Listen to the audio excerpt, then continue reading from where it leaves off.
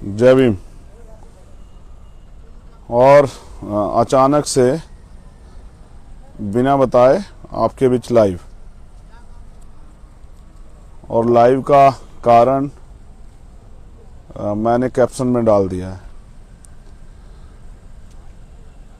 बहुजन समाज में जन्मे सभी संतों, गुरुओं, महापुरुषों को नमन करते हुए, और आज का महत्वपूर्ण लाइव जो बिना किसी जानकारी के, मुझे भी जानकारी अभी आई कि भाई कल जो है पहले प्रथम चरण की वोटिंग है, और जानकारी तो थी मगर ये जानकारी नहीं थी कि अभी अचानक से बीच में जो है ना मुझे इस अपील के साथ मुझे लगा था कि कुछ वीडियो वगैरह मैंने पहले बना दी थी तो शायद वो अपील ना करनी पड़े, लेकिन हमारे भीम आर्मी के जो लीडरशिप है उनका आदेश आया कि आपको अपील करनी चाहिए। तो आज हम उत्तराखंड में हैं, जिला हरिद्वार में, जहाँ भी अपने प्रत्याशियों के जहाँ 14 तारीख में चुनाव है उनके समर्थन में road show, door to door campaign जो है कर रहे थे। तो फिर आदेश आया तो उन्होंने कहा कि आपको अपील करनी चाहिए, और मुझे लगा कि नहीं सही है, सब लोग अपील कर रहे हैं तो मुझे भी अपील करनी चाहिए। तो सबसे पहले तो मैं बहुजन समाज में जन्मे सभी संतों, गुरुओं, महापुरुषों को नमन करता हूँ। दूसरा, यूपी में प्रथम चरण का कल जो है वोट पड़ेगा, तो आजाद समाज पार्टी के सामाजिक परिवर्तन मोर्चा के जो घटक दल हैं उनके प्रत्याशी भी लड़ रहे हैं। आजाद समाज पार्टी की तरफ से चंद्रशेखर आजाद बहुजन समाज के लोगों से अपील करता है कि इस बार अपने मत को बर्बाद ना करें। परिवारवाद, पूंजीवाद, सामंतवाद, उन सब ताकतों को जो लोकतंत्र की हत्या करती हैं और जिनका अंतिम मकसद मात्र आपके साथ चुनावी रिश्ते रखना है। 5 साल जब शोषण होता है तब वो कहीं दिखाई नहीं देते, चुनाव के समय आके आपसे वोट की अपील करते हैं और सपने दिखाते हैं। इन सपनों को 71 साल से हम लोग देख रहे हैं, लेकिन वो सपने अभी तक पूरे नहीं हुए, और सपना दिखा के वोट लेके आफ्टर इलेक्शन जो है फिर हम उनको ढूंढते हैं तो नेता के दरवाजे हमें जाना पड़ता है, नेताजी नहीं मिलते। और नेताजी घर पे भी हो तो घर से ही कहलवा देते हैं कि कह दीजिए नेताजी बाहर गए। जनता वोट देती है और ये सोच के वोट देती है कि इस बार परिवर्तन होगा, इस बार उनकी जिंदगी में बदलाव होगा, जो मूलभूत सुविधाएं, अधिकार कॉन्स्टिट्यूशन ने दिए हैं वो मिलेंगे, मानव मूल्यों की वैल्यू होगी। लेकिन एक जो बहुत इंपॉर्टेंट बात आपसे करनी है, मैंने कोट भी किया, दोबारा कह रहा हूं, कल मैंने कोट किया था गोरखपुर नामांकन से पहले। जब मैं कल गोरखपुर नामांकन कराने गया तो डॉक्टर अंबेडकर की एक लाइन, राजनीतिक सत्ता वह मास्टर चाबी है जिसको प्राप्त करने के बाद आप अपनी तरक्की के सारे रास्ते खोल सकते हैं, आप अपनी सम्मान सुरक्षा सुनिश्चित कर सकते हैं, और आप इस देश में हुक्मरान बन सकते हैं।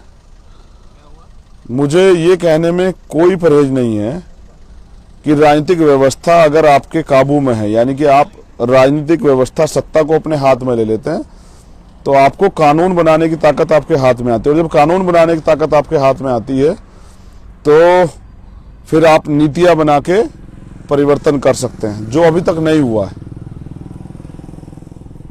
जो समस्या मूलभूत हमारी है, जैसे जातिवाद, जैसे कास्ट एट्रोसिटी, जैसे डिस्क्रिमिनेशन, भेदभाव, जैसे रोटी, कपड़ा, मकान, अच्छी पढ़ाई, अच्छा इलाज, नौजवानों के लिए रोजगार, महिलाओं को सम्मान, महिलाओं को अधिकार, महिला सशक्तिकरण, उसके अलावा किसानों के मामले हैं, मजदूरों के मामले हैं, उनके साथ आम जनता के बुनियादी जो ढांचा बनाया गया है, जिस तरह से एक कर्नाटक में एक बड़े मुद्दों को हवा दी जा रही है क्योंकि उसका असर यूपी और जो 5 प्रदेशों में चुनाव है उस पर पड़ने वाला है। एक इस तरह का सांप्रदायिक माहौल बनाया जा रहा है कि पोलराइजेशन हो, और ये कुछ दलों की राजनीतिक लालसा है कि इस तरह की चीजें आगे बढ़े जिससे कि उनको फायदा हो। और इन धार्मिक सांप्रदायिक एजेंडों में आपके वास्तविक मुद्दे हमेशा फेल हो जाते हैं, कहीं ढके जाते हैं, इस वजह से नुकसान होता है। तो मैं आपसे अपील करता हूं, आजाद समाज पार्टी काशीराम का चुनाव चिन्ह केतली, और जब जिस भी विधानसभा में जब आपको के सामने केतली का बटन आए तो आपको केतली का बटन दबा के आजाद समाज पार्टी को, भीम आर्मी को, सामाजिक परिवर्तन मोर्चा को और अपने भाई चंद्रशेखर आजाद को राजनीतिक ताकत देनी है, जिस राजनीतिक ताकत के बलबूते जैसे कहा गया है, और ये कहा नहीं गया, ये वास्तविकता भी है कि लोकतंत्र में सत्ता के साथ साथ विपक्ष की भी एक अहम भूमिका होती है। और हम विपक्ष हैं, हम सड़कों पे तो लड़े, लेकिन अगर पॉलिटिकल पावर, पॉलिटिकल स्ट्रेंथ हमारे साथ खड़ी हो जाती है, उत्तर प्रदेश में भी निर्णय आपको लेना है, किसी भी दल की एब्सोल्यूट मेजॉरिटी गवर्नमेंट नहीं बन रही है। अगर आजाद समाज पार्टी के मेंबर जीत के आते हैं और आजाद समाज पार्टी के जरिए सरकार बनती है, तो जो मैनिफेस्टो हमने दिया है महिलाओं के लिए, माँ के लिए, बहन के लिए, दादी के लिए, पिता के लिए, चाचा के लिए, नौजवान के लिए, किसान के लिए, मजदूर के लिए, तो वो मैनिफेस्टो हम लोग लागू करा सकते हैं। जिन दलों को आप आज तक वोट देते आए, भरोसा करते आए, वो आपको ठगते आए, उनसे भरोसा हटा के, क्योंकि वो आपके मुद्दों पे, भरोसे पे खरा उतरने नहीं वाले हैं, तो आजाद समाज पार्टी के प्रत्याशियों को वोट दें, उनको जिताने का काम करें। मैं आपसे अपील करता हूं कि आजाद समाज पार्टी का जो सिंबल है केतली, जहां आप केतली देखें तो आप ये समझना, मेरी माताओं बहनों से मेरी अपील है, बुजुर्गों से अपील है, नौजवान साथियों से, कि वहां प्रत्याशी सिर्फ चंद्रशेखर आजाद है। जब आप वोट देने जाएंगे तो याद रखना कि अपने बेटे को, अपने भाई को, अपने बच्चे को, अपने दोस्त को वोट देके ताकतवर बनाना है। और भारतीय राजनीति ने क्या दिया है देखना चाहते हैं? मैं दिखा देता हूं। देखो, समय बड़ा बलवान होता है। मेरे पीछे एक व्यक्ति आप पड़ा सोता हुआ देख रहे हैं। हम हरिद्वार हैं, मेरे दोनों तरफ नहर है, एक छोटी नहर है, एक तरफ बड़ी नहर है, और वो जहां मेरी उंगली का इशारा है वो देखिए उधर, वहां एक आदमी लेटा हुआ है, ना छत है ना ही कोई और सहारा। उसके नीचे जो कपड़ा है बहुत एक सादी सी चादर है, ऊपर एक कपड़ा है। और जब मैं यहाँ लाइव करने के लिए रुका था तो मैंने देखा, मुझे लगा कि पहले कोई सामान पड़ा हुआ, लेकिन बाद में पता लगा कि ये भारत का एक जिम्मेदार नागरिक है। अगर आज भी इस लोकतंत्र में हमें सर ढकने के लिए छत नहीं मिली है, हमें इंसान जैसी जो प्रत्येक इंसान को मिलनी चाहिए सुविधाएं वो नहीं मिली है, इसका जिम्मेदार चंद्रशेखर आजाद नहीं है, इसका जिम्मेदार वो नेता है जिनको आपने आज तक वोट दी, जो 2-3 करोड़ रुपए चुनाव में खर्च करते हैं और उसके बाद उस पैसे को पूरा करने के लिए ही अपनी राजनीति को आगे बढ़ाते हैं। अमीरों की इस राजनीति से गरीबों को कुछ नहीं मिला, और गरीबों को अगर अपनी जीवन में परिवर्तन चाहिए, अधिकार चाहिए, तो उनको अपनी राजनीति खड़ी करनी पड़ेगी, वरना हालात ये हैं। हो सकता है मेरे बात करते हुए कभी उठ जाए, लेकिन सच ये है कि आम आदमी जिस देश में आज भी अमीरों के पास बड़े बड़े बंगले हों, कोठियां हों, मॉल बने हुए, और फिर भी कोई गरीब आदमी सड़क पे सोता है पेड़ के नीचे। ये सर्दी का समय है, रात के 9 बज रहे हैं, ठंड है। टेम्परेचर में अगर कहोगे तो कोई मेरा मोबाइल देना, मैं अभी आपको टेम्परेचर बता देता हूं क्या है यहाँ का। 15 डिग्री सेल्सियस टेम्परेचर है, और 15 डिग्री टेम्परेचर पे ये हालात हैं। तो इससे ये प्रमाणिकता है कि राजनीतिक व्यवस्था जो बनी है उसका दुरुपयोग हुआ, और उसके कारण आज भी ये अकेले आदमी नहीं है।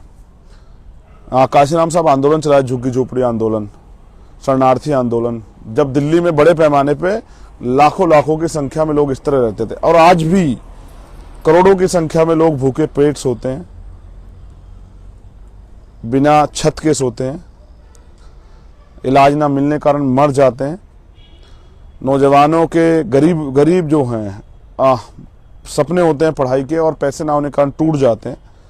आप अपने किसी परिचित को खो देते हैं क्योंकि आप अच्छा इलाज नहीं करा पाते। आप अपनी बहन की शादी में बहुत सारे सपने देखते हैं, क्योंकि जेब में पैसे नहीं, आप उसको पूरा नहीं कर पाते। उस बहन के भी सपने टूटते हैं और आपके भी टूटते हैं। और कुछ गरीब लोग कर्ज लेके उन सपनों को पूरा करने का प्रयास करते हैं, और सारी उम्र जो है साहूकार का कर्ज उतारते रहते हैं, जबकि इन सब की जिम्मेदारी सरकार की है। लेकिन क्योंकि अभी हमारे लोग बड़े पैमाने पर तैयार नहीं हुए, तो धीरे धीरे वो समझेंगे कि ये वोट का अधिकार किस लिए मिला था, गुलामी के लिए, गुलामी से मुक्ति के लिए।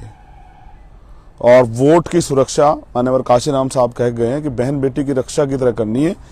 जैसे हम लोग बहन बेटी की रक्षा करते हैं, उसी तरह वोट की सुरक्षा करनी है। वोट को फेंकना नहीं है, वोट को बेचना नहीं है। जैसे कोई अपनी बहन बेटी को नहीं बेचता और सह सम्मान उसकी रिश्ता तय करके देखभाल के जिम्मेदार व्यक्ति को सौंपता है और फिर आगे भी ख्याल रखता है, उसी तरह से अपनी वोट को देना है। और मैं आपको आज़ाद समाज पार्टी काशीराम का भीम आर्मी में कार्यकर्ता होने के नाते विश्वास दिलाता हूँ कि आपकी वोट हमें ताकत तो देगी, उसके साथ साथ आपकी वोट हमें लड़ने की हिम्मत और संघर्ष करने का हौसला भी देगी। आपने आज तक अमीरों को वोट की ताकत देके आगे बढ़ाया।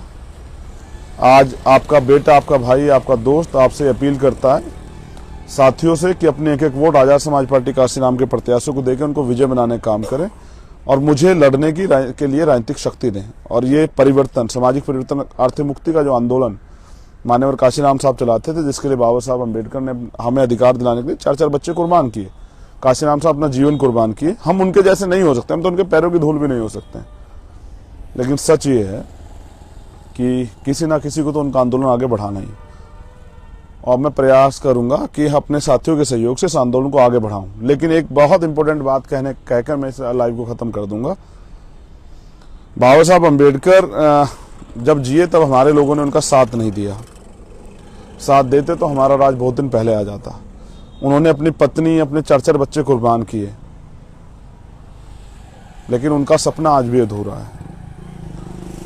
मान्यवर काशीराम साहब जब जिए, संघर्ष किए, तो कुछ जगहों को छोड़ के उनका साथ नहीं दिया गया, जबकि बहुजन समाज का वोट 85% है। ये 85% वोट जिस दिन एकजुट हो खड़ा हो जाएगा, उनका उस दिन राज स्वतः स्थापित हो जाएगा। भाई अगर इसमें से 10-20% इधर हो जाता तो भी 50.1% जिसके पास है वो जीतेगा। उनके केंद्र में भी सरकार होगी, स्टेट में भी सरकार होगी। तो काशीराम साहब अपना जीवन पूरा कुर्बान कर दिए। उनके जाने के बाद हमारे लोग उनको पूजते हैं, उनके विचारों पे चलने की बात करते हैं, उनके सिद्धांतों को तो अपना नहीं सकते हैं। लेकिन सवाल ये है, क्या उनका सपना पूरा हो गया? उनकी तो विचारधारा की भी हत्या हो गई है। जिस विचारधारा को, जिस कमजोर वर्ग को, वंचित तबके को, SC ST OBC minority, converted minority, जिनको वो मालिक बनाना हुक्मरान बनाना चाहते थे, आज भी वो वोटर ही बना हुआ है। और तमाम दल क्या क्या कर रहे हैं, कोई 300 करोड़ में 50 सीटें बेच रहा है, कोई कुछ और कर रहा है, कोई कुछ और कर रहा है। कुछ लोग और नए जो हैं वो लोहियावादी कहते हैं खुद को, और फिर वो अपने मंच से कहते हैं कि अम्बेडकरवादी भी हमारे साथ आ जाए। यानी कि वो तो अम्बेडकरवादी नहीं है। जो अम्बेडकरवादी नहीं है, जो बाबा साहब अम्बेडकर के विचार को नहीं समझता, उनके सिद्धांतों को नहीं समझता, जो काशीराम साहब के आंदोलन को नहीं समझता। देखो, मैं एक चीज स्पष्ट करता हूँ, काशीराम साहब जब आंदोलन में आए तो उससे पहले वो आंदोलन के बारे में परिचित नहीं थे। बस बाबा साहब अम्बेडकर की एक किताब पढ़े जिसका नाम था एलिनेशन ऑफ कास्ट, जाति का विनाश, जाति का बीजनाश, उसको पढ़े और अपने चरित्र में, अपने चित्त में उसको बिठा लिए। उससे पहले वो एक क्लास 1 के अधिकारी थे, साइंटिस्ट थे।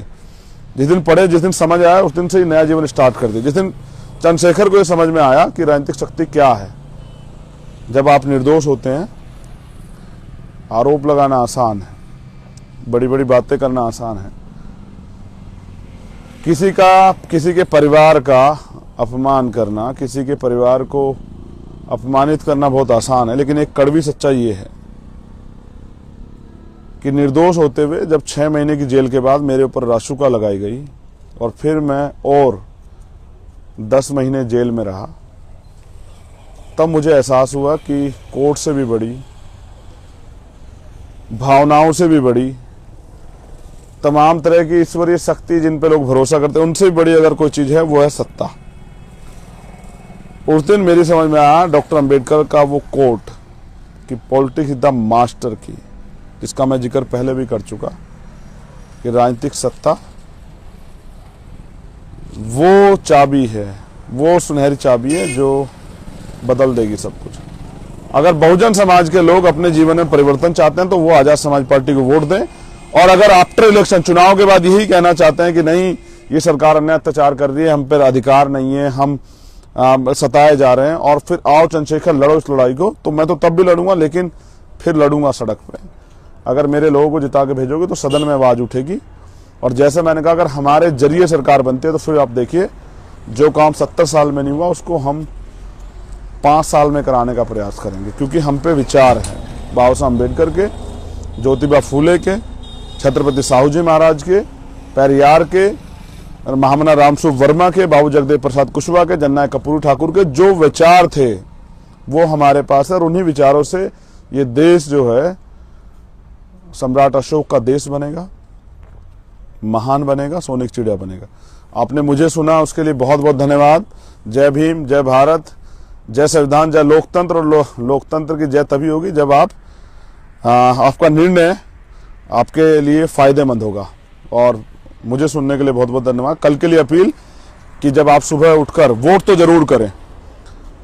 आप जब कल का दिन अपनी अपनी वोट की अहमियत समझें कि वोट से निर्माण होने वाला है शक्ति का, तो वोट तो जरूर करें। लेकिन जब वोट करें तो एक बार याद रखें, एक तरफ वो लोग हैं जिनको आपकी वोट से मतलब है, और एक तरफ वो दल है माननीय काशीराम साहब के असली सिद्धांतों पे चल रहा है और जो संघर्ष के रास्ते पे, जिसने सरकार के सामने घुटने नहीं टिके। उसका एक एक कार्यकर्ता 5 साल सड़कों पे लड़ा है, उसने जेल काटी है उस आंदोलन के सिपाहियों ने, उसने मुकदमे झेले हैं उस आंदोलन के सिपाहियों ने, उसने अन्याय, जुल्म, जाति से अन्याय, अत्याचार देखा है। और फिर जब वोट डालने आए, याद रखें, हाथरस को ना भूलें, उन्नाव को ना भूलें, प्रयागराज को ना भूलें, किसानों के 750 किसानों के साथ जो जाति हुई है, उनकी जो साथ जो शहीद हुए, उनको ना भूलें। आजाद समाज पार्टी के पक्ष में मतदान करें। जय भीम, जय भारत।